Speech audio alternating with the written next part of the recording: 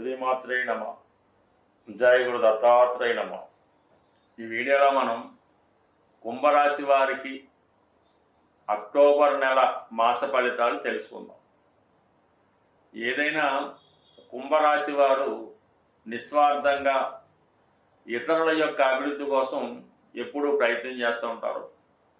ఈ ప్రయత్నంలో కొంతమంది మిమ్మల్ని మిస్లీడ్ చేయడం కానీ మిమ్మల్ని అక్రమ మార్గంలో నడిపించే ప్రయత్నం చేస్తూ ఉంటారు.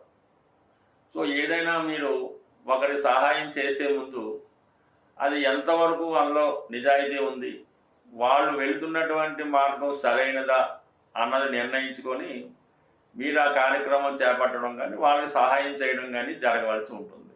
లేని పక్షంలో ఏమవుతుందంటే ఇతరులు చేసినటువంటి కార్యక్రమాలు ఏదైనా అవచ్చు, అది మీ మీద పడడం వల్ల మీరు కొన్ని అపవాదాలకి నిందలకి గురవడం జరుగుతుంటుంది. కాబట్టి చాలా వరకు మీ సహాయం చేసే గుణం మంచిదే, కానీ అది కొన్ని సందర్భాల్లో శృతి మించి మనకి ఇలాంటి ఇబ్బందులు జరగవచ్చు. ఫ్యూచర్లో అటువంటి పొరపాటు రాకుండా జాగ్రత్త పడడం మంచిది. ఎందుకంటే ఇప్పుడు మీ యొక్క జన్మరాశిలో రాహుగ్రహ సంచారం జరుగుతుంది. సో ఈ కారణం వల్ల ఏమవుతుందంటే మీకు తెలియకుండానే కొంతమంది చెడు మార్గంలో వెళ్ళే వారికి సహాయం చేస్తూ ఉంటారు. అదేదో మీరు అప్పటికదే పూర్తయిపోయింది పర్వాలేదు అనుకుంటుంటారు, కానీ తర్వాత కొన్ని రోజుల తర్వాత ఇలాంటి టైంలో ఏమవుద్దంటే అదేదో ఫ్రాడో ఇంకో క్రైమ్ అవటం వల్ల అది మీ మీద కూడా వచ్చే అవకాశం ఉన్నది. అందుకని ప్రస్తుతం ఉన్నటువంటి తెలియకుండా మీ యొక్క చెడు మార్గంలో కాకుండా మంచి మార్గంలో వెళ్ళటం, చేసే పని 1-2 సార్లు ఆలోచించి నిర్ణయం తీసుకుంటే బాగుంటుంది. లేనిపోతే అనవసరంగా మనం చెయ్యని పనులకి మనం ఇరుక్కోవడం జరుగుతూ ఉంటుంది. ఇది ఇప్పుడు రాహు రాశిలో ఉండడం వల్ల జరుగుతూ ఉంటుంది. అంటే కొంతమంది మీ మీద బలవంతంగా కొన్ని కార్యక్రమాలు చేయాలని కూడా ప్రయత్నం చేస్తూ ఉంటారు. అంటే మీరైతే పని అవుద్ది, మీ వల్లే అవుద్ది అని చెప్తూ ఉంటారు, ఏదో ఇలాగా చేస్తూ ఉంటారు. కాబట్టి ఆలోచించి నిర్ణయం తీసుకోండి.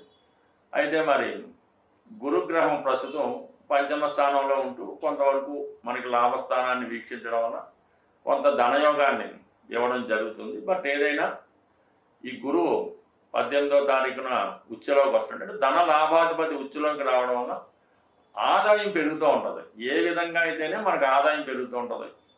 అంటే గతంలో ఈ గురువు మీకు 11వ స్థానాన్ని వీక్షిస్తున్నాడు, అప్పుడు ఏమవుతుంది, ఇన్కమ్ పెరుగుతూ ఉంటుంది.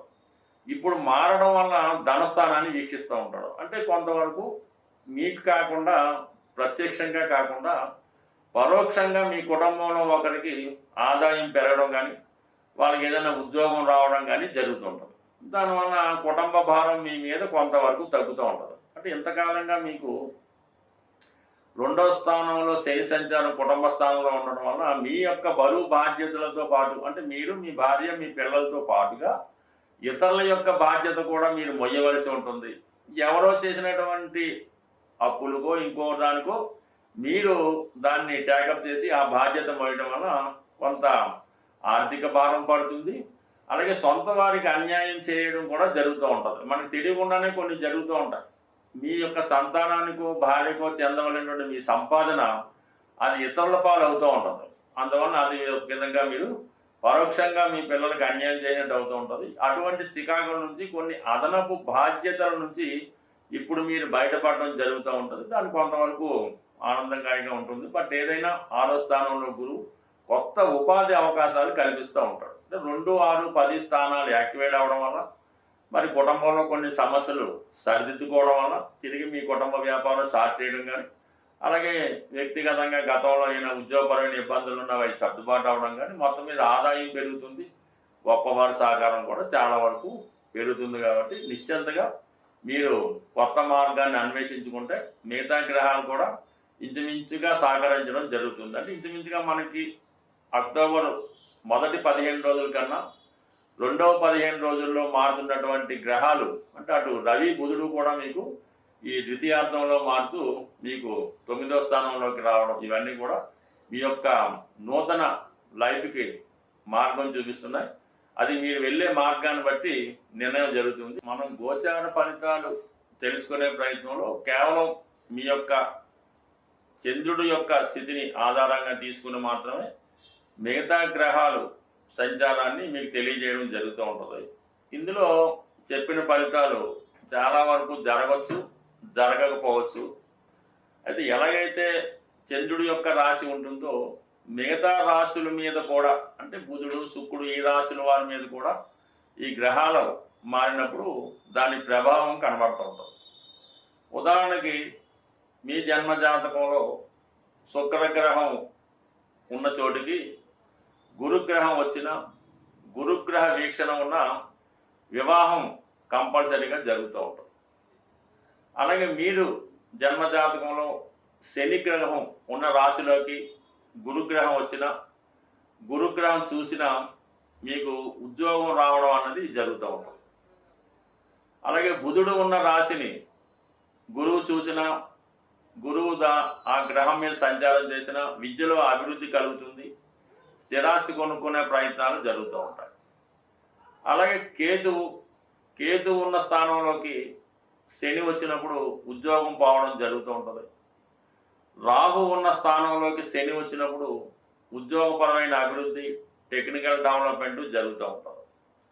అలాగే కుజుడు ఉన్న రాశిలోకి శని వచ్చినప్పుడు ఉద్యోగం పోవడం కానీ, అన్నదమ్ములతో విభేదాలు, ఈ ప్రమాదాలు లాంటివి జరుగుతూ ఉంటాయి.